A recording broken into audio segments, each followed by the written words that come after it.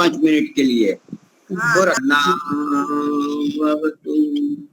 सहनौ भुनक्तु सह वीर्यं कर्वावहै तेजस्विनावधीतमस्तु मा विद्विषावहै। ओम शांति शांति शांति।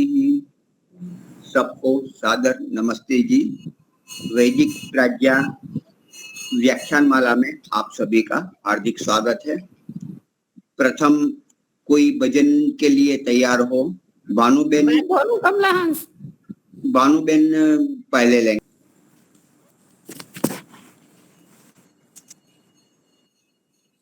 कहीं पर जीत होती है, कहीं पर हार होती है, यही है जिंदगी प्यारे, जो दिन दो चार होती है। कहीं पर जीत होती है, कहीं पर हार होती है। जो पेड़ों को लगाते हैं, कभी तो फल नहीं खाते, कभी तो फल नहीं खाते। यहाँ प्रारब्ध की कोई सीख आखिर कार होती है। कहीं पर जीत होती है, कहीं हार होती है, यही है जिंदगी प्यारे, जो दिन दो चार होती है। किसी के सामने जब तक न हो मर्जी विधाता की, न हो मर्जी विधाता की, बड़ी कोशिश करे कोई मगर बेकार होती है। बड़ी कोशिश करे कोई मगर बेकार होती है। कहीं पर जीत होती है, कहीं पर हार होती है। ये बचपन ही सहारा है, जवानी और बुढ़ापे का, जवानी और बुढ़ापे का अजी नींव है, इस पर खड़ी दीवार होती है। अजी नींव है, इस पर खड़ी दीवार होती है। कहीं पर जीत होती है, कहीं पर हार होती है, यही है जिंदगी प्यारे, जो दिन दो चार होती है। ये जीवन एक नदियाँ है, तो सुख दुख दो किनारे हैं, तो सुख दुख दो किनारे हैं। ये दोनों साथ रहते हैं, जहाँ जलधार होती है। ये दोनों साथ रहते हैं जहाँ जलधार होती है, कहीं पर जीत होती है, कहीं पर हार होती है।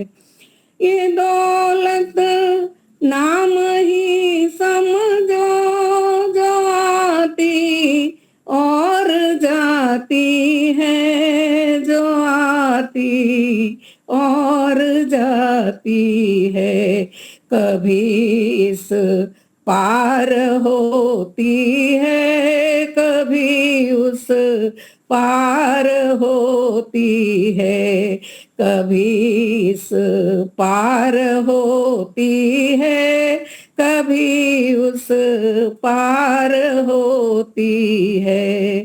पथिक मंजिल पर सभी पहुँचे, कोई आगे कोई पीछे, कोई आगे कोई पीछे, हर इंसान की जग में अलग रफ्तार होती है, हर इंसान की जग में अलग रफ्तार होती है, कहीं पर जीत होती है, कहीं पर हार होती है।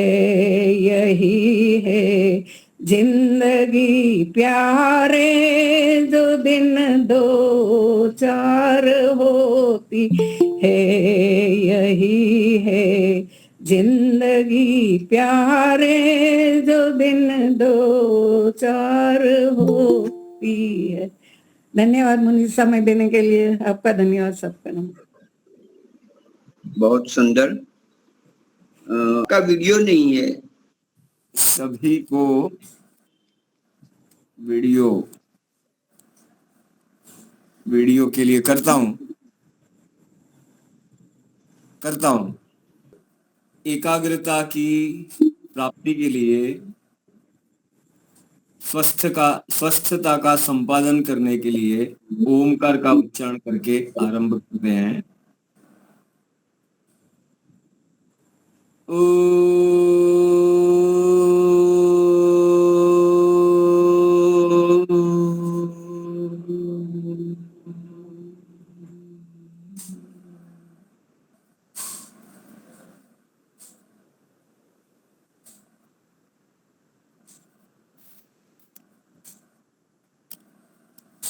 हमारा विषय चल रहा है वैदिक उपदेश माला पर आधारित, वेद मंत्र के आधारित प्रति मास एक चिंतन का बिंदु दिया जाता है कि एक मास तक उसका चिंतन किया जाए और उसे जीवन में धारण किया जाए।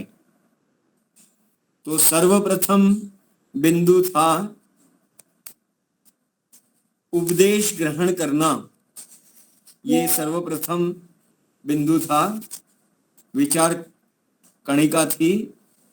और दूसरा था एकांत विचार।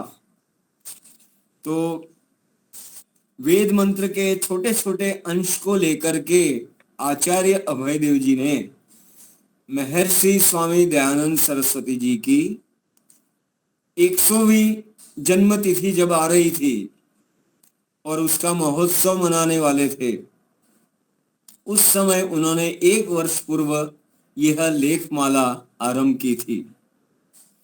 पहली कणिका में हम देख चुके हैं, सम श्रुतेन गमेमहि मां श्रुतेन विराधिषि, अर्थात हम जो कुछ भी उपदेश सुनते हैं या वेद अथवा तो स्वाध्याय करते हैं, वेद अथवा वैदिक ग्रंथों का स्वाध्याय करते हैं, वो हमारे जीवन का अंग बन जाए, हमारा वे ऑफ लाइफ बन जाए, हमसे संबद्ध हो जाए, हमसे जुड़ जाए। और दूसरा था कि जिस प्रकार से देव लोग अपने अमरत्व की रक्षा करते हैं, उसी प्रकार से हम सायंकाल और प्रातः काल एकांत विचार करके, आत्मचिंतन करके, आत्मनिरीक्षण करके, आत्म अवलोकन करके, बाह्य प्रवृत्तियों का त्याग करते हुए एक अंतर यात्रा करेंगे और जो है हम सुमन वाले बन जाएंगे, अच्छे मन वाले बन जाएंगे और हमारी अग्रगति होगी, हमारा विकास होगा।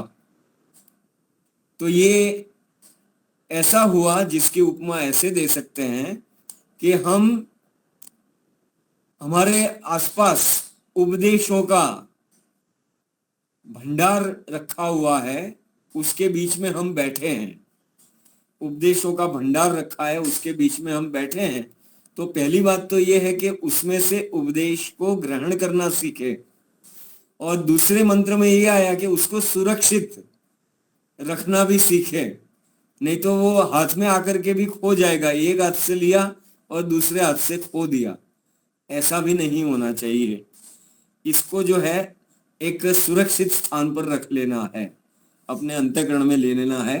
तो ये हुआ एकांत विचार, आत्मनिरीक्षण का महत्व। तो दो छोटी छोटी कणिकाएं थी, समश्रुतेन गमेमहि मां श्रुतेन विरादिषि, और दूसरी कणिका थी देवा इवामृतम रक्षमाणाः सायं प्रातः सौमनसो वो अस्तु। अब तीसरी कणिका जो है उसका विषय है प्रातः उठना, प्रातः जल्दी उठना। और उसके लिए एक कणिका है उद्यंत सूर्य इव सुप्तानाम द्विषताम वर्च आददे। उद्यंत, फिर से बोलता हूं, उद्यंत सूर्य इव सुप्तानाम द्विषताम वर्च आददे। तो एक तेजस्वी पुरुष जो है, अब हम जो है एक पात्र बन गए हैं कि हम वेदों से उपदेशों को ग्रहण करना भी सीख गए हैं हम, और दूसरा उन उपदेशों को ग्रहण करके उसको सुरक्षित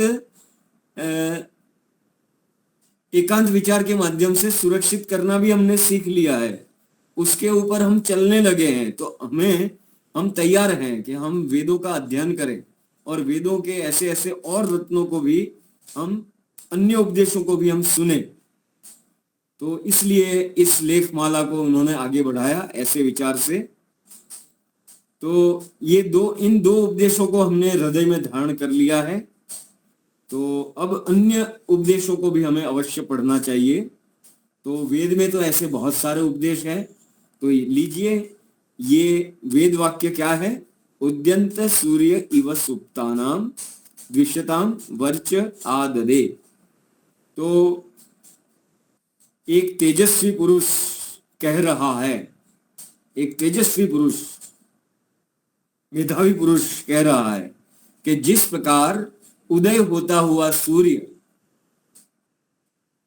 जो सोने वाले हैं उनके तेज को, वर्च शब्द है, इसका अर्थ किया है तेज, तो उनका तेज हर लेता है। वैसे मैं अपने द्विषताम, जो शत्रु है, हमारा द्वेष करने वाले हैं, हम तो हैं धार्मिक और वो हमसे द्वेष कर रहे हैं, तो ऐसे द्वेष करने वालों का मैं तेज हरण कर लेता हूं।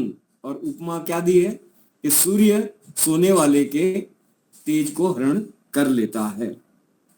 तो मैं अपने प्रतिद्वंदियों का, मेरे से जो द्वेष रखने वाले हैं, उनके तेज को मैं ले लेता हूं। तो इस बात पर हम आज विचार करेंगे। तो इसमें सार निकलता यह है कि हम जल्दी उठना सीखें। हम जो है रात में देर तक काम करते रहते हैं, और जो आदर्श समय है कि 10 बजे सो जाना, तो प्रायः हम 10 बजे नहीं सोते हैं, हम 10:30 सोते हैं, 11 बजे सोते हैं, 11:30 सोते हैं। कईयों के तो 12 बजे भी चल रहे हैं। लाल बटन, हरा बटन, जिसको कहते हैं ना लाल बटन, यानी कि यूट्यूब वाला लाल बटन और ये व्हाट्सएप वाला हरा बटन, तो ये चलता रहता है। 12 बजे भी लोग मैसेज दे रहे हैं। तो कई ग्रुप तो ऐसे होते हैं, वहां पर तो संदेश आ जाता है एडमिन का कि अब विराम, अब कोई आगे संदेश न लेवे न देवे, तो समय पर हम सो जाएंगे तो समय पर स्वाभाविक हम उठ जाएंगे। और इसके कितने लाभ हैं, और लाभ भी है, और यदि हमने इसका ये किया, विपरीत उससे चले, विरुद्ध आचरण किया, तो हमें बहुत सारा नुकसान भी उठाना पड़ता है, हानि उठानी पड़ती है। इससे भी हमें भय होना चाहिए। तो इन सब बातों पर हम विचार आगे बढ़ाते हैं कि वेद में उपमा आई है। वेद में जो वेद के इस वाक्य में उपमा के द्वारा वेद ने उपदेश दिया है, ईश्वर ने उपदेश दिया है कि उदय होता हुआ सूर्य सोने वाले के तेज को ले लेता है। तो ये सत्य है। तो कई सज्जन ऐसा कहते हैं कि आप लोग जो हैं अपने मनपसंद बातों को वेदों के नाम से प्रचारित और प्रसारित कर देते हैं, अपने मन की बात वेदों में से निकाल लेते हैं कि गुरुत्वाकर्षण का नियम निकाल लिया और रेलवे का इंजन निकाल लिया और विमान भी निकाल लिया। आप तो कोई भी नया कोई आविष्कार होता है या कोई भी बात होती है तो वेदों में से निकाल लेते हैं। तो अपने पंडित अभय देव जी विद्यालंकार, देव शर्मा जी अभय देव विद्यालंकार जो लेखक हैं, वो क्या कहते हैं कि नहीं, ऐसा नहीं है। इसमें जो यहाँ पर बात की गई है, कम से कम मुझे तो पहले पता नहीं थी, मुझे तो पता नहीं थी, पहली बार जो है मुझे जानने को मिला। अब मैं ये भी नहीं जानता हूं कि उदय होता हुआ सूर्य जो है सोने वाले को तेज को कैसे हर लेता है, वो भी नहीं जानता हूं। लेकिन वेद में लिखी है तो मैं वेद को मानता हूं, और वेद स्वतः प्रमाण है। मुझे कोई और प्रमाण की आवश्यकता इस सत्य को सिद्ध करने के लिए, उस पर विश्वास रखने के लिए मुझे और कोई प्रमाण की आवश्यकता नहीं होनी चाहिए। बस मुझे तो वेद से इतना ज्ञान प्राप्त कर लेना है तो जरूर उसका तेज नष्ट हो जाता है। तो फिर मैं जो है प्रातःकाल सोता हुआ नहीं रह सकता, ये हो ही नहीं सकता है। मैं उसकी अवज्ञा नहीं कर सकता हूं। मुझे डर लगेगा कि मेरा कहीं तेज खो न जाए। जो भी कोई सूर्योदय प्रारंभ होने से पहले नहीं जाग जाता, उसको भी डर लगना चाहिए। हम इतना ज्ञान विज्ञान फैला देवे प्रातः जागरण का कि सबको डर लगे कि जो सूर्योदय प्रारंभ हो गया है और वो सो रहा है, उसको भयभीत होना चाहिए कि भाई मेरा तेज नष्ट हो रहा है। हर किसी मनुष्य जिसको अपने तेज से प्रेम है और तेज के महत्व को समझता है, तो उसको अवश्य ही ऐसा भय उत्पन्न होगा। उसको उस भय को दबाना नहीं चाहिए, किंतु इस भय से प्रेरित होकर के सन्मार्ग पर प्रेरित चलना चाहिए। अब तेज शब्द की व्याख्या की है।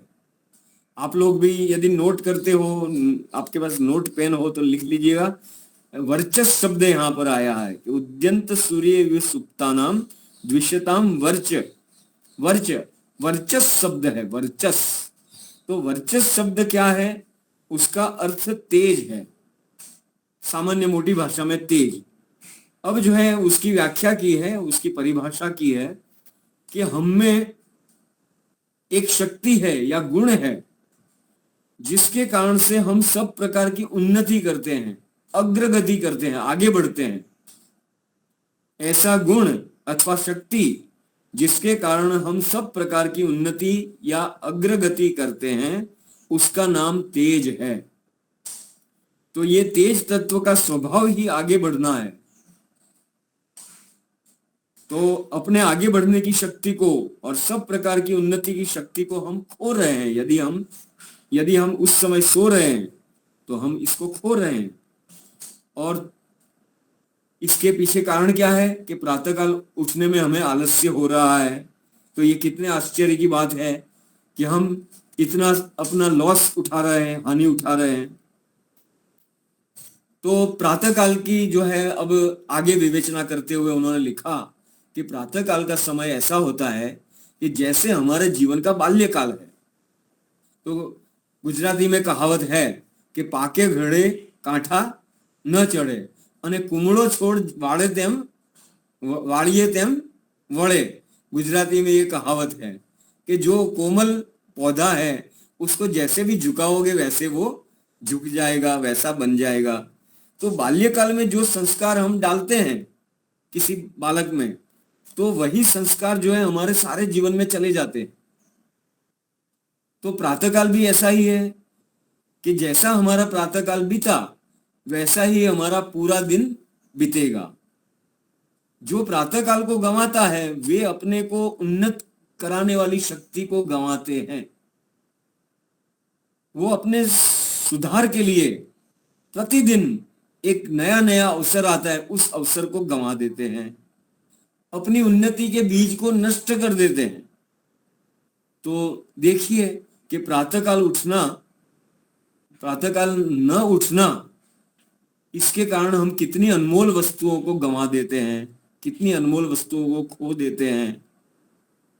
आगे एक सुभाषित का प्रयोग करते हुए उन्होंने बताया कि ब्राह्मे मुहूर्ते या निद्रा, ब्राह्मे मुहूर्ते या निद्रा।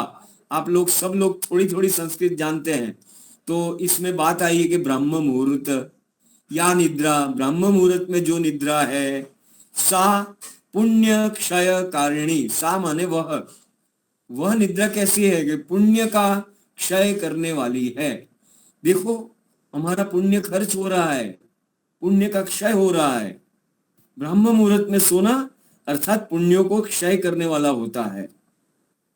तो रात्रि का जो अंतिम मुहूर्त है उसका नाम ब्रह्म मुहूर्त है, क्योंकि वो ब्रह्म का है, परमेश्वर का है, ब्रह्म का अपना मुहूर्त है ये। तो ऐसा मुहूर्त है जिसमें हम ब्रह्म के बिल्कुल निकट होते हैं। तो हम सब लोग जो है एक लंबी सी गहरी सी नींद को लेकर के, जिसमें हम परमात्मा के निकट थे, हमारी वासनाएं दब गई थी, हमारा टेंशन हट गया था, चिंताएं नष्ट हो गई थी।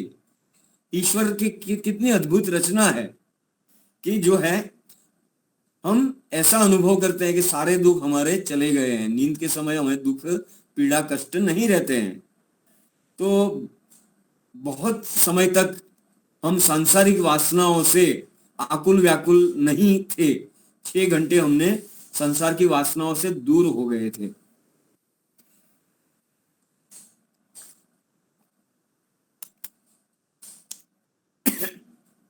तो इसलिए एक प्रकार से समझो कि मन की निरुद्ध अवस्था थी, तो आत्मा अपने स्वरूप में स्थित होता है और सारी प्रकृति शांत है इस समय। तो ये इसलिए इस मुहूर्त का नाम ब्रह्म मुहूर्त है। तो रोज हमें 24 घंटे का जो दिन मिलता है उसमें यही 1-1.5 घंटे का 2 घंटे का समय है कि जो ब्रह्म से मिलने वाला, मिलाने वाला, स्मरण कराने वाला ऐसा समय आता है। ये समय ब्रह्म मुहूर्त है। अब यदि हम इसी को रोज रोज गंवाते जाए तो हमारा पुण्य क्यों नाश न हो जाए? अवश्य ही नाश हो जाता है। हम पुण्य को खर्च करते जाते हैं और नया पुण्य कमाते नहीं है, इसलिए पुण्य का नाश होता जाता है। तो यहाँ पर ये बात समझनी है, ये पुण्य ही नहीं, हमारा सब कुछ नाश होता जाता है। अंग्रेजी में एक भी कहावत है और गुजराती में भी कहावत है, कई भाषाओं में मिल जाएगी ये कहावत कि early to bed and early to rise makes a man healthy wealthy and wise. तो जल्दी सोना और जल्दी उठना मनुष्य को स्वस्थ, धनवान और बुद्धिमान बनाता है। गुजराती में कहे तो राते वहला जे सुए वहला उठे वीर, बड़ बुद्धि ने धन वधे सुखमा रहे शरीर। तो ये तो एक सिद्धांत की बात है, लेकिन प्रैक्टिकल हमारा इससे उल्टा है कि रात में देरी से सोते हैं और देरी से उठते हैं और सारा ये कुछ गंवाते जाते हैं।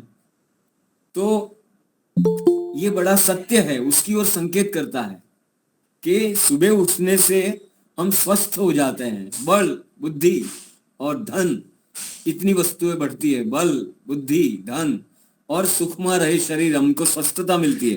तो स्वस्थ होना हमें समझ में आ जाता है, क्योंकि वो प्रकृति के नियम के अनुसार है। और हम देखते हैं तो छोटा बालक होता है, नवजात बालक जो है, अभी अभी जन्म हुआ है, वो भी जल्दी अपने आप उठ जाता है। और ये जो है पशु पक्षी भी जो है वो भी जल्दी उठ जाते हैं। तो ये हमारे जो है हमारे पर प्रभाव आता है इसका, जल्दी उठने का। तो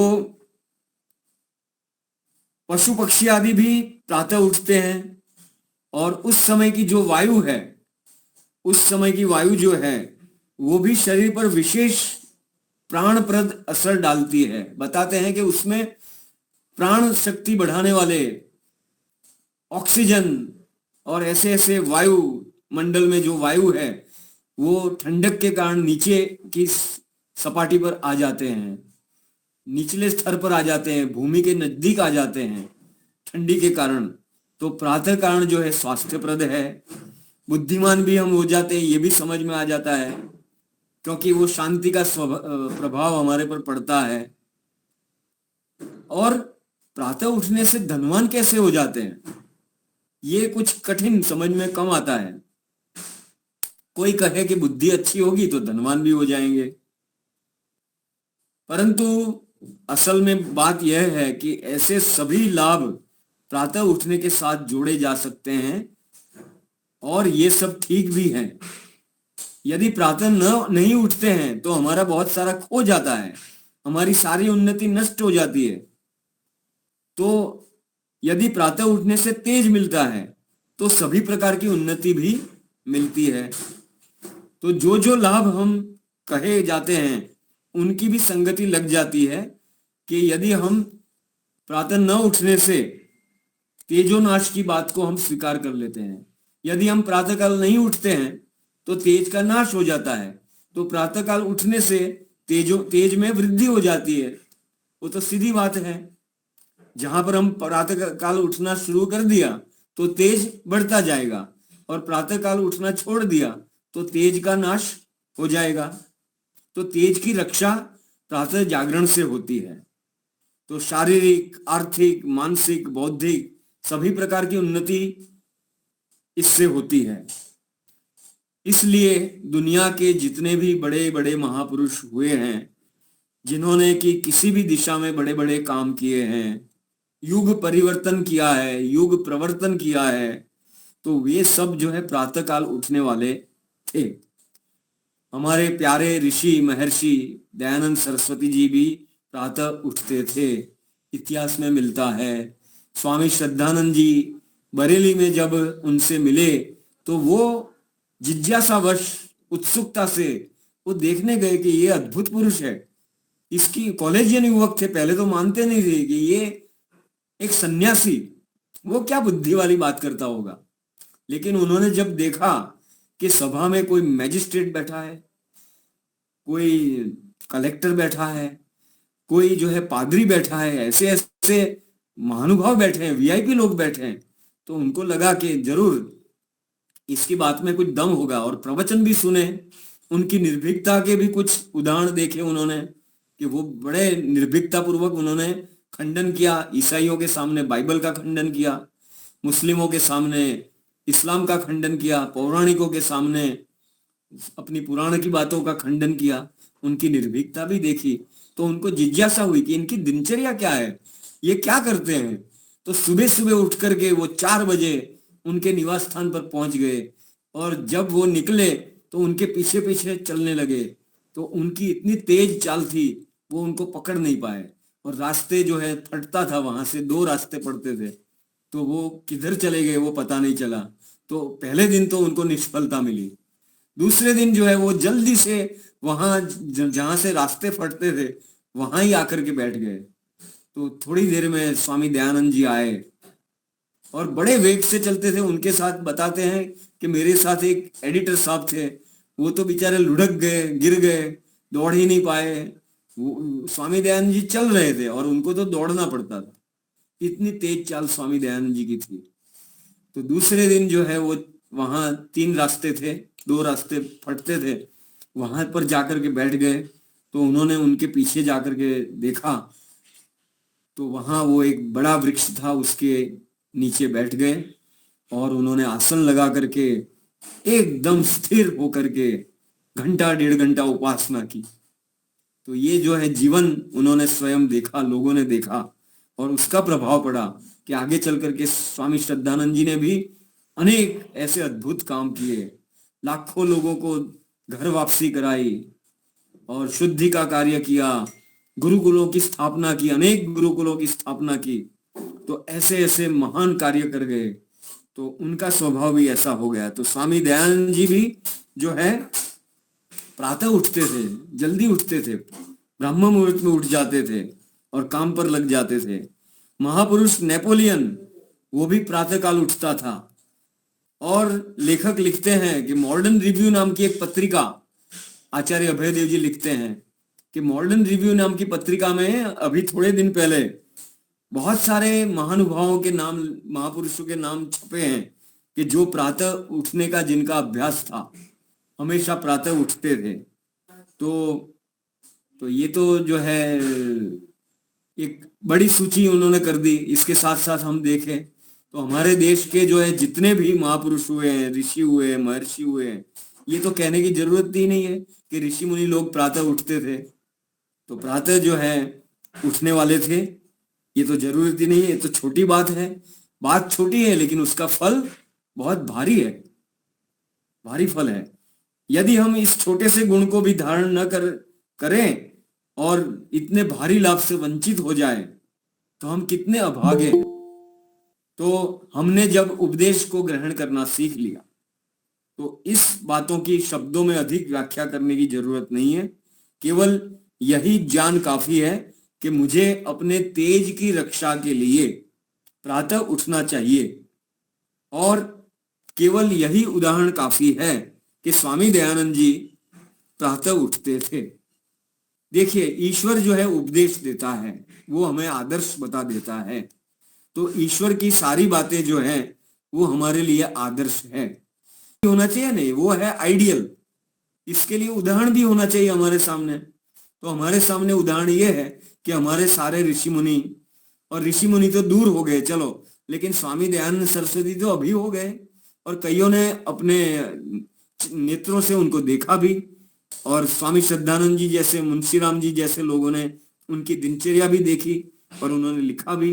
तो हमारे सामने ये प्रमाण है कि स्वामी दयानंद सरस्वती जी जो है जल्दी उठते थे। बस इतना ही पर्याप्त है। ईश्वर हमारा आदर्श और महापुरुष जो है वो हमारे लिए, उन्होंने अपने जीवन को ढाल दिया, हमारे लिए वो उदाहरण बन गए। अभी मैं आपको ये बताना चाहूंगा कि इस विषय में और महापुरुषों क्या, चलो अपने पास में ही आप लोग गांधीनगर में रहते हैं कई सारे, और महेंद्र गांधी भी जी उनको जानते हैं कि एक भाग्येश झा नाम के एक सेक्रेटरी थे, सूचना और प्रसारण माहिती खाता में थे, और कलेक्टर भी थे, आगे चल करके वो बने, सचिव बने। तो वो संस्कृत के भी बड़े विद्वान थे। आचार्य ज्ञानेश्वर जी से वो मिले तो उन्होंने संस्कृत में वार्तालाप किया उनके साथ। तो ऐसे बड़े ये महान और लेखक भी हैं, उनके लेख छपते हैं। संस्कृत में काव्य भी बना है, संस्कृत में काव्य भी बनाया है, बनाते हैं हमेशा। हाँ, संस्कृत में काव्य भी लिखने वाले, इतनी प्रतिभा वाले, जीनियस व्यक्ति, बुद्धिमान व्यक्ति। तो उन्होंने एक सभा में कहा था, मैं अभी एक जगह उनको सुनने का अवसर मिला, तो उन्होंने सुनाया कि मेरे पिताजी ने मुझे 3 बातें सिखाई थी। पहली बात कि प्रातःकाल जल्दी उठ जाना, बेटा जीवन में सफल होना है तो प्रातःकाल जल्दी उठ जाना। दूसरी बात, दिन भर में भी एक क्षण भी व्यर्थ नहीं गंवाना, फालतू काम में समय नहीं लगाना, अच्छा कोई उपयोगी काम हो उस काम को करते रहना। और तीसरी बात कि कोई भोजन कर रहा हो तो उसके बीच में नहीं जाना, यानी कि भोजन करते समय कोई काम लेकर के नहीं जाना। तो ये 3 बातें मेरे पिताजी ने सिखाई। तो उनके जीवन में भी ये मिलता है कि भाई प्रातः जागरण उनके पिताजी ने ही सिखा दिया उनको। तो ऐसे जो भी महापुरुष जो हैं उनके जीवन में ये जल्दी उठने का गुण तो मिलेगा ही मिलेगा ही मिलेगा ही। तो स्वामी दयानंद सरस्वती जी जल्दी उठते थे। तो बस जब भी हमको प्रातः उठने में आलस्य आवे और उठने का जी नहीं करता है, आलस्य आ रही है, जी नहीं करता है, लेटे रहने का मन जो है बहाना बनाता है, तो फिर उस समय क्या करना चाहिए कि ये इस मंत्र को याद करो। और इस मंत्र का भाव क्या है कि देखो मेरा सारा तेज नष्ट हो रहा है। सूर्य जो है सोने वाले के तेज को नष्ट कर देता है। तो हे व्यक्ति, भले व्यक्ति, अपने आप को कहो कि तेरा सारा तेज नष्ट हो रहा है, क्या सोता रहेगा? तो इस विचार से आप एकदम निद्रा का त्याग कर देंगे और उठ खड़े हो जाएंगे, आप लेटे रह नहीं सकेंगे। तो ये जो है आपको धक्का देगी, उठने के लिए विवश करेगी। और आप एक उपमा दी है कि आप उस प्रकार से जाग उठेंगे कि आपको कोई समाचार मिला कि आपके घर में चोर घुस गए, आपके घर में आग लग गई है, आपका घर जल रहा है। अब कोई व्यक्ति सोता रह पाएगा इस स्थिति में? बस तो ये जो है, जो धन दौलत है उससे कोई तेज जो है कम कीमती चीज है क्या? जो तेज है वो धन दौलत की अपेक्षा बहुत ही कीमती चीज है, इसको हम नष्ट नहीं होने देंगे। तो समझदार मनुष्य जो है आग लग जाने से या सारी संपत्ति नष्ट होने से इतना नहीं डरेगा, इतना दुखी नहीं होगा, जितना कि इस प्रातः जागरण रूपी रत्न को तेजोनाश से, अपना एक दिन का तेज नाश जो है उससे वो डरता है। तो अब जो है हम सभी को ये करना चाहिए कि इस रत्न को हम उठा ले, कि प्रातः जागरण का एक मंत्र मिल गया, एक रत्न मिल गया, और हृदय रूपी पेटी में उसको सुरक्षित भी कर देना है। पहले तो रत्न को उठाओ और फिर उसको पेटी में रख लो, हृदय रूपी पेटी में रख लो। तो देखो ये कितना सुंदर समय है। इस समय को अमृत वेला कहते हैं। आप लोग भजन गाते हैं ना, अमृत वेला जाग अमृत बरस रहा। तो इस प्रकार के जो है भजन गाते हैं हम। तो कई सारे प्रातः जागरण के, वो प्रभात फेरी के कई सारे गीत हैं, इसमें यही चर्चा है। तो प्रकृति कितनी शांति वाली होती है, सुहावनी होती है, और इस शांति और सुहावनेपन को हम हृदय में धारण कर पाते हैं तो हम भी अमृत हो जाएंगे। अमृत वेला में उठने वाले अमृत हो जाते हैं। तो इस सुंदर अमृत वेला में जो संस्कार हम अपने में डालेंगे वे हमारे अंदर अमर हो जाएंगे, लंबे काल तक टिकेंगे, स्थायी हो जाएंगे। और अब एक नई विवेचना आई कि देखो ये सूर्य उग रहा है और भग फाट रहा है, हिंदी भाषा में कहते हैं, गुजराती में कहते हैं पहर फाट्यो एम। तो भड़ भाखड़ू थे हुए, सूर्य उदय हो रहा है और अपने प्रकाश को धीरे धीरे फैला रहा है। तो कितनी आश्चर्य वाली और भारी घटना है ये, प्रतिदिन हो रही है और हमको कुछ नहीं करना पड़ता है, अपने आप स्वतः हो रही है। और इसको हम महत्व न दे तो भी कोई ये साधारण बात नहीं है कि इतने अंधकार के बाद सूर्य जो है उजले प्रकाश से इतनी देर तक हम बिल्कुल वंचित रहने के बाद भी सूर्य प्रकाश की किरणें हमें मिल रही है। ये कितनी कृपा है, कितने आनंद की बात है। तो ये कृपामयी, आनंदमयी, आश्चर्यमयी घटना पर गहराई से सोचो। कृपा से भरपूर, आनंद से भरपूर और आश्चर्य से भरपूर ऐसी घटना पर गहराई के साथ सोचना है और इससे सीखना है। तो ऐसा हम सोचेंगे और सीखेंगे तो हम भी प्रकाश मार्ग के पथिक बन जाएंगे, कल्याण मार्ग के पथिक बन जाएंगे। यो जागर तम ऋचः कामयन्ते, जो जागता है उसको ऋग्वेद की ऋचाएं उसकी कामना करती है, उसको सामवेद के गान उसके लिए लालायित रहते हैं, उसके पास आ जाते हैं और ईश्वर कहता है कि मैं तेरा हूं, ऐसा इस मंत्र का भाव है। तो जिस समय प्रकाश और अंधेरा, अब कुछ अध्यात्म प्रेरणा भी ले लेते हैं कि प्रकाश और अंधेरा मिल रहे हैं। धुंधले समय दो मिलती जुलती वस्तु जो है, थोड़ा प्रकाश है थोड़ा उजेला है, तो उसमें से हम पूरे प्रकाश में आते हैं। ईश्वर हमको प्रकाश में ला करके रख देता है। तो अध्यात्म प्रेरणा क्या है? ये प्रातः जागरण में धुंधलापन पहले दिखता है, फिर एकदम सारी प्रकाशित हो जाता है सूर्य के प्रकाश से। तो ये हमारे अध्यात्म जीवन में भी कैसे काम आता है कि जब धुंधलापन होता है, रात्रि होती है तो कुछ भी नहीं ज्ञान होता है, जब धुंधलापन होता है तो मिलती जुलती वस्तुएं समान लगती है, एक वस्तु की जगह दूसरे का भ्रम हो जाता है। रस्सी होती है वो सांप दिखती है, और सांप होता है वो रस्सी दिखता है। तो हमारे मानस में पूर्ण प्रकाश का उजाला हो जाता है। जब तक नहीं हुआ तो हमको भी जो है बहुत सारी भ्रमणाएं हो जाती है, भ्रांतियां हो जाती है। वो कौन कौन सी भ्रांतियां है उसका भी विवेचन देख लेते हैं कि हमारे जीवन में एक होता है प्रेम और एक होता है मोह। तो हम दोनों को जो है विवेचन नहीं कर पाते हैं कि मैं प्रेम कर रहा हूं या मोह कर रहा हूं, ये मेरा राग है या प्रीति है, उसका पता नहीं चलता है, कठिन है। दोनों विपरीत चीजें हमको एक लगती है।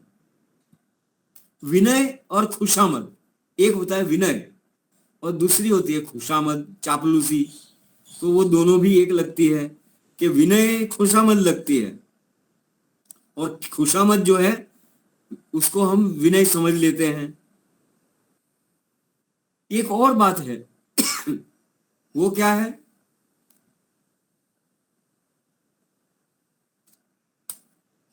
कभी कभी हम बेधड़क हो जाते हैं, यानी कि निर्भय और साहस वाले होते हैं कि कोई बड़े बड़े के सामने भी, बड़ा वर्चस्वी व्यक्ति होता है, हमारे से बड़ा पढ़ा लिखा, बड़ी पोजीशन वाला, उसके सामने भी हम निर्भयता से अपनी बात को रख देते हैं। परंतु उसकी एक सीमा होती है, उस सीमा को पार कर लिया तो हम धृष्ट हो जाते हैं। धृष्टता जिसको कहते हैं ना कि धृष्टता करी, बदतमीजी कर दी इसने। तो धृष्ट होना और बेधड़क होना, उसमें थोड़ा ही अंतर है, वो दोनों एक ही लगता है। विलासिता एक है विलासिता, और एक भोग विलास है, और एक है कला दृष्टि। अपने घर को जो है साफ सुथरा रखना, अच्छी घर में पेंटिंग अच्छी हो, चित्र भी अच्छे लगाए हो, उसकी शुद्धि भी अच्छी की हो, चमका करके हमने रखा, तो ये स्वभाव अच्छा है। जो शौच है वो तो यम नियम के अंतर्गत है, 5 नियम है उसमें शौच है पहला। तो अपनी वस्तु को जो है अच्छा रखना चाहिए, चमका करके रखना चाहिए। परंतु एक विलासिता भी हो जाती है कि बहुत सारी वस्तुओं का भंडार लगा दिया, महंगी महंगी चीजों को रख दिया, और उपयोग में तो कोई आ नहीं रही है, तो वो परिग्रह के अंतर्गत आ जाती है। तो ये होगी विलासिता, जिसकी आवश्यकता ही नहीं है उसको हम भोग रहे हैं। जिस व्यक्ति को इतना अर्जेंट काम नहीं होता है और एक व्यक्ति को ही जाना है और वो कार से जा रहा है, उसने अपने घर में कार रखी है और वो कार से जाता है, एक व्यक्ति जाता है, तो कभी ये विलासिता के अंतर्गत तो नहीं है। इसका भी चिंतन करना चाहिए। जो काम पैदल जाने से हो सकता है उसके लिए स्कूटी का प्रयोग नहीं करना चाहिए, और जिस काम को हम स्कूटी से कर सकते हैं उसके लिए कार का प्रयोग नहीं करना चाहिए। तो एक थोड़ा सा ही अंतर होता है। इसके ऊपर विचार करने के लिए भी जो है हमें प्रकाश मिलता है। ये अध्यात्म प्रेरणा है कि जाग जाओ कि कहीं हमारे जीवन में विलासिता तो नहीं है। एक सब्जी से, एक दाल से काम चल जाता है और हम भोजन में 3 सब्जी बनाते हैं, तो ये विलासिता के अंतर्गत आ सकता है। क्या जरूरत है? हमारा जीवन साधक का जीवन है, सादा जीवन होना चाहिए। हमें मित व्ययिता का ये होना चाहिए। और जो है एक और बताया है कि मद और आत्म अभिमान, ये 2 शब्द हैं, मिलते जुलते हैं। मद माने जो है अभिमान, मिथ्याभिमान, और एक होता है सेल्फ रिस्पेक्ट। एक व्यक्ति स्वाभिमानी होता है, जिसको हम सामान्य भाषा में स्वाभिमानी, तो व्यक्ति को स्वाभिमानी तो बनना चाहिए, परंतु मिथ्याभिमानी नहीं बनना चाहिए। लेकिन हम धोखे में रहते हैं, एक वस्तु को दूसरी वस्तु को समझ लेते हैं, कुछ का कुछ समझ लेते हैं।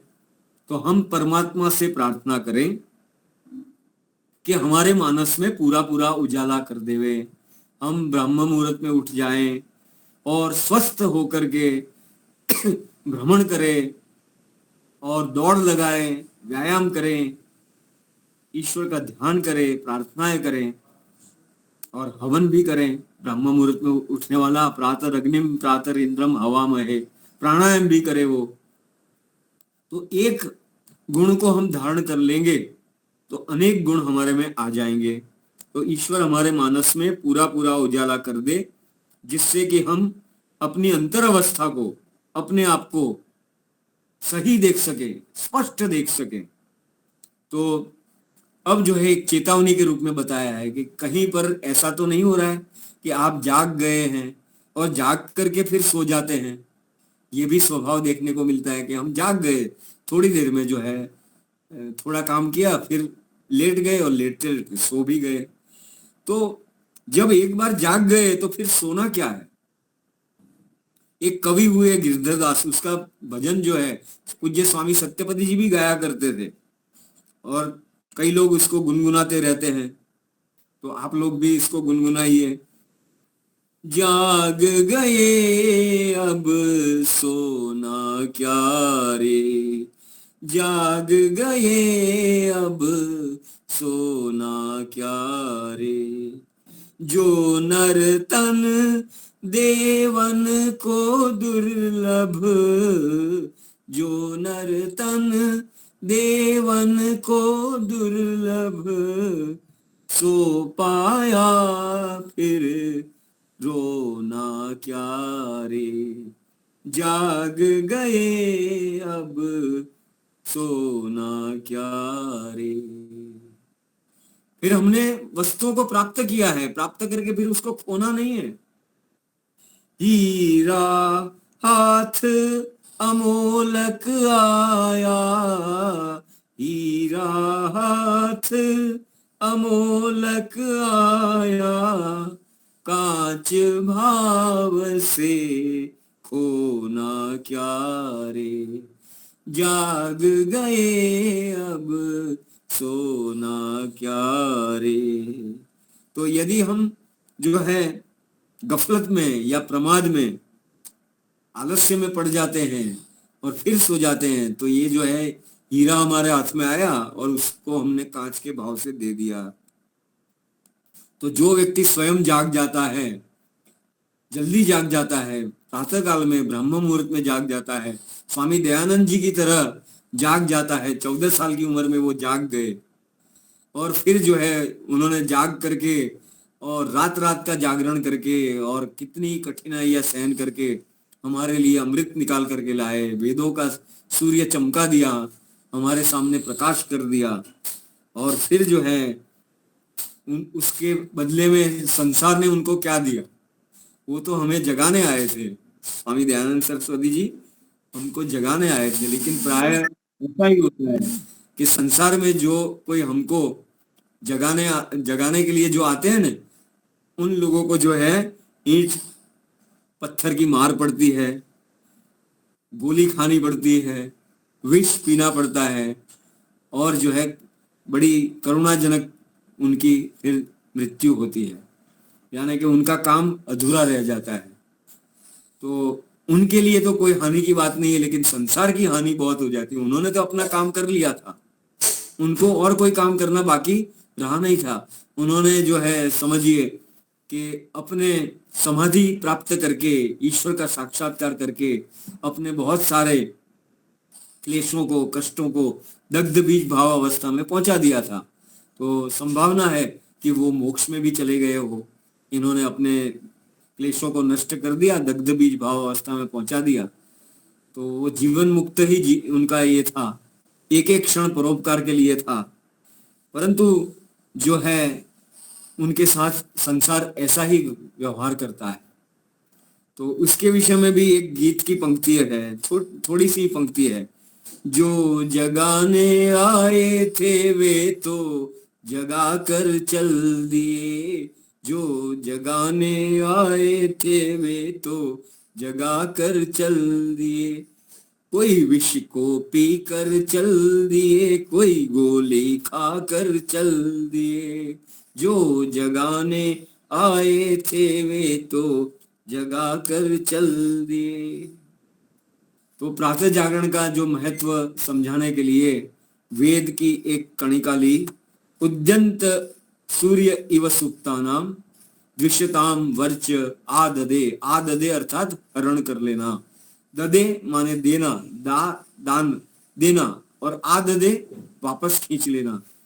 उगता हुआ सूर्य जो है सोने वाले के तेज को हर लेता है। एक तेजस्वी पुरुष कहता है, उपमा दी है कि तेजस्वी पुरुष कहता है कि मुझसे जो द्वेष करता है, धर्म से जो द्वेष करता है, उसके तेज को तो मैं हरण कर लेता हूं। और महापुरुष ने यही किया।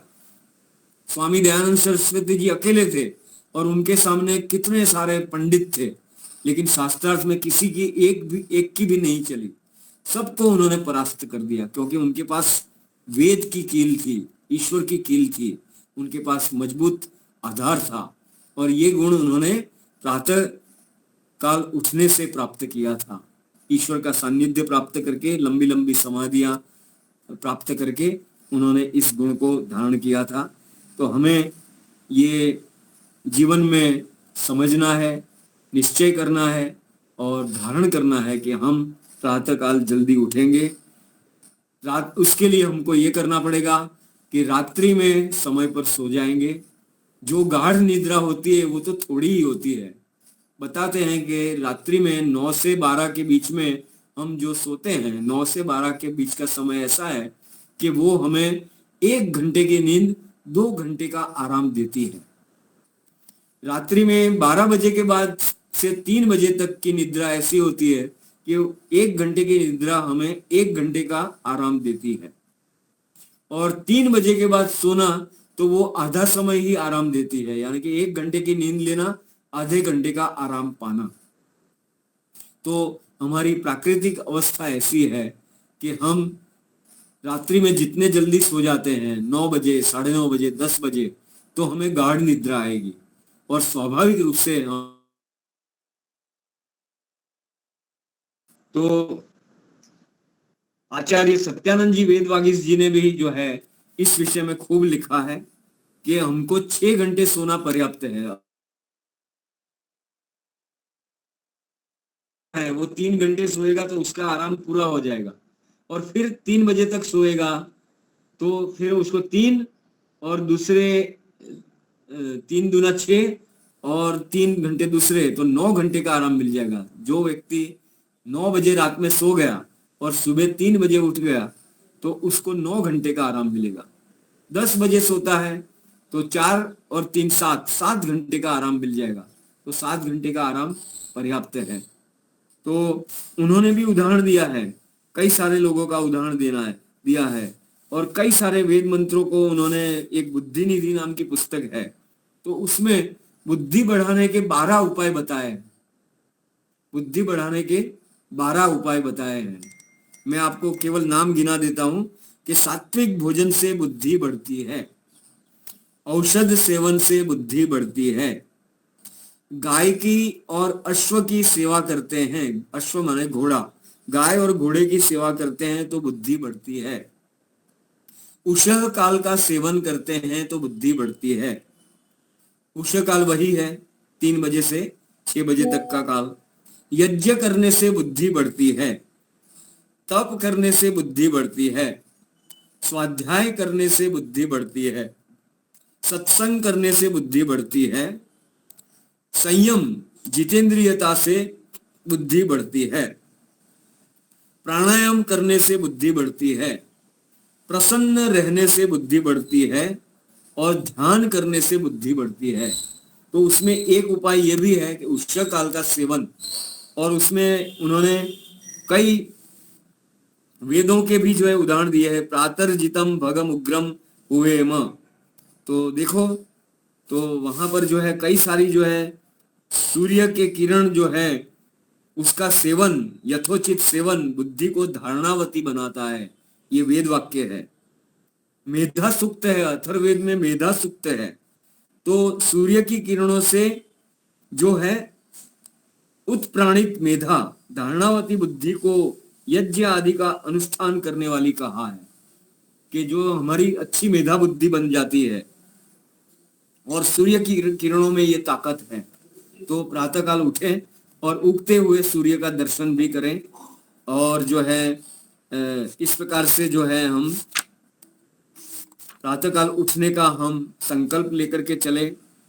और ये बुद्धि बढ़ाने वाली भी है, इसलिए उसके अनेक लाभ हैं। स्वस्थ भी रहना है, और जो भी निर्णय करना है रात्रि में नहीं करना चाहिए। वैद्य गुरुदत्त का उन्होंने उदाहरण दिया कि वो जो है उनसे वो मिलने गए सत्यानंद जी वेदवागीश, तो उन्होंने चर्चा में ये कहा कि मैंने बहुत सारे उपन्यास लिखे हैं और दर्शन शास्त्रों का, भौतिक विज्ञान का, धर्म का, नीति का, इसमें बहुत खोजपूर्ण ग्रंथ उन्होंने लिखे, वैद्य गुरुदत्त। तो वो मुनि गुरुदत्त नहीं जिन्होंने स्वामी दयानंद जी के दर्शन किए थे, वो नहीं, दूसरे उपन्यासकार हुए आर्य समाज के ही। तो उनकी भी कई पुस्तकें होती है और बेस्ट सेलर पुस्तकें थी, लाखों की संख्या में प्रति छपती थी।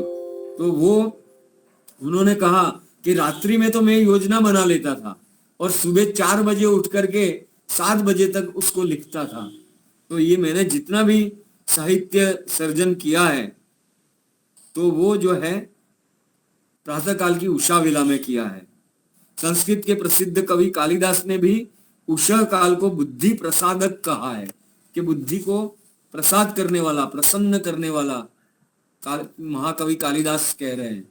तो ऐसे अनेक स्थान पर जो है हमें प्रातः जागरण के लाभ के विषय में कई वेद मंत्र मिल जाएंगे। तो ये पुस्तक भी है बुद्धि निधि, उसका भी आप स्वाध्याय करें। उसमें उष्णकाल सेवन जो है बुद्धि बढ़ाने का उपाय बताया है। तो बस इस रत्न को हम उठा लेंगे और अपनी हृदय रूपी पेटी में उसको रख लेंगे और हम प्रकाश मार्ग के पथिक बन जाएंगे और कल्याण मार्ग के पथिक बन जाएंगे। इसी आशा के साथ मैं अपनी वाणी को विराम देता हूँ। ओम शम। बहुत बहुत ही सुंदर आपने वक्तव्य दिया कि जल्दी उठे, जल्दी सो जाए और बुद्धि शक्ति, तेज शक्ति को धारण करे। और आपने ये बहुत बढ़िया बात बताई, बुद्धि बढ़ाने के लिए सात्विक भोजन है, औषधि का सेवन है, गाय घोड़े आदि की सेवा करना है, उषा काल में जल्दी उठना है, तप करना है, हवन करना है, फिर स्वाध्याय, सत्संग, संयम, प्राणायाम, प्रसन्न रहना, ध्यान करना, ये सारी बातें बुद्धि वर्धक है। ये बहुत सारी, ये पूरा लेख के रूप में मैं आप सभी को बीच में मैं रखूंगा। तो आपका बहुत बहुत धन्यवाद। और एक समाचार में बुध और गुरु परसों और उसके बाद, तो बुध और गुरु को स्वामी विवेकानंद गांधीनगर पधार रहे हैं, तो उनका हमें प्रत्यक्ष सांख्य दर्शन की कक्षा चलेगी आर्य समाज मंदिर में, आप सभी को आना है। फिर बुधवार को जब कक्षा पूरी होगी 10 बजे, तो 11 बजे, पौने 11 बजे कॉलेज गांधीनगर की सेक्टर 15 की विनियन कॉलेज, उसमें स्वामी जी का प्रवचन रखा है 11 से 11:40 तक, और वृक्षारोपण भी वो करेंगे। फिर गुरुवार को कक्षा प्रारंभ प्रातःकाल होगी। उसके बाद हमारी ऑनलाइन कक्षा स्वामी जी गुरुवार को लेंगे। गुरुवार को स्वामी जी लेंगे, जो अपने जयाबेन आते थे उनके बदले वो स्वामी जी लेंगे। तो इस प्रकार से पूरा कार्यक्रम बुध और गुरु है, तो हमें प्रत्यक्ष भी आना है और ऑनलाइन भी उपस्थित रहना है। खूब खूब धन्यवाद। एक सूचना मैं भी दे दूं शिविरों संबंधी। हाँ, शिविर के लिए भी अभी नजदीक में एक शिविर, योग शिविर जो अपने दर्शन योग धाम है रोजड़ लाकरोड़ा, तो वहां से दमन, यहाँ से नजदीक है, ज्यादा दूर नहीं है। तो दमन गांव है, वहाँ एक योग शिविर हो रही है। स्वामी विवेकानंद जी और भी अन्य विद्वान हमारे आएंगे और वो लाभ लेना है। इसकी शिविर की शुल्क भी कम है, औरों से पहले जो होटल में रखना पड़ता था रिसोर्ट में, तो उनसे कम रखा है। तो हमें लाभ लेना चाहिए। कम से कम पूरा लाभ न ले सकते हो तो 2 दिन के लिए भी आए लेकिन लाभ ले, पूरी शिविर में आए, वो सबसे उत्तम है। तो इस प्रकार से और भी शिविर हो रही है, तो हमें जाना चाहिए और लाभ लेना चाहिए। धन्यवाद। 23-24 टंकारा में शिविर है, आचार्य अजय जी इसको लेंगे, सरल शिविर। तो इसमें भी कोई नए लोग हो तो उसका लाभ ले सकते हैं। 22, 23, 24 सितंबर। और उसके बाद अक्टूबर महीने में अपने ध्यान कुंज आश्रम इंदौर में है। और इसके बाद में हरियाणा में, जहां पर स्वामी शांतानंद जी हैं, दर्शन योग महाविद्यालय सुंदरपुर, वहां पर भी जो है, इन शिविरों में भी जो है स्वामी विवेकानंद जी का सानिध्य प्राप्त होगा। एक टंकारा की शिविर में जो है वो केवल आचार्य अजय जी अकेले संभालेंगे, वो सरल शिविर है, 3 दिन का है। उसको छोड़ करके लगातार ये सितंबर में, अक्टूबर में और नवंबर में शिविर है, उसमें पूज्य स्वामी विवेकानंद जी का लाभ मिलेगा। और उसके स्थान भी मैंने बता दिए। धणप जो चिलोड़ा से आगे है, धनियों का एक अतिथि भवन है, वहां पर ये शिविर 5 सितंबर से 10 सितंबर। और ऐसे ही अक्टूबर महीने में ध्यान कुंज आश्रम में है, और नवंबर महीने में वहां सुंदरपुर रोहतक में हरियाणा में है।